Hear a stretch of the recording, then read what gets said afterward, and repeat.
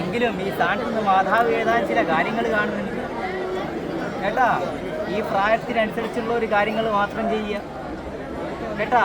നിന്നെ പുറകുന്ന് വിളിക്കാൻ ഒരുപാട് ആൾക്കാരുണ്ടാവും. ഒരാവശ്യം വരുമ്പോൾ വീണ്ടും പ്രായത്തിന് മാതാവേ ഉണ്ടാവും. അത് നീ ഓർക്കണം കേട്ടാ.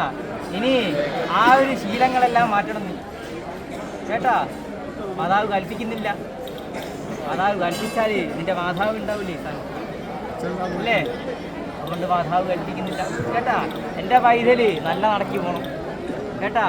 അതിന് ഏത് വീണ്ടും പ്രാർത്ഥന ആരാണോ തടസ്സമായിട്ട് വരുന്നത്, ആ തടസ്സമായിട്ടുള്ള അങ്ങനെ എൻ്റെ വളരെ ഈ രായുധത്താണ് ഞാൻ തടസ്സം മാറ്റിയത് കേട്ടാ. എൻ്റെ പൈതലും കൂടെ വിചാരിക്കണം കേട്ടാ. എന്നാലേ നീ അറിയാവൂ. എങ്കിലും ആ ഒരു സ്ഥാനത്തെത്താൻ നീ വിചാരിക്കുന്നുണ്ട്. അത് ഏതാനും ചില എത്രയും പെട്ടെന്ന് തന്നെ എത്തണം കേട്ടാ. എങ്കിൽ നിൻ്റെ ഭവനത്തിലുള്ള ഒരു ഐശ്വര്യം വീണ്ടും പ്രാർത്ഥിക്കാൻ തരും.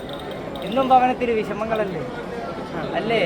ഓരോ ദിവസം പാഠശാല കയ്യേറ്റി ഭവനത്തിൽ വരുമ്പോൾ വിഷമാദികളല്ലേ കേൾക്കാം അല്ലേ വൈദ്യരെ? ഇപ്പോഴും നിൻ്റെ കണ്ണ് കലങ്ങിയതാ. എന്തിനാ കണ്ണ് കലങ്ങുന്നത്? എന്തിനാ വൈദ്യരെ മാതാവിൻ്റെ മുമ്പിൽ കണ്ണ് കലങ്ങുന്നത്? ഈ മാതാവില്ലേ നിൻ്റെ കൂടെ? മാതാവുണ്ട് കേട്ടാ.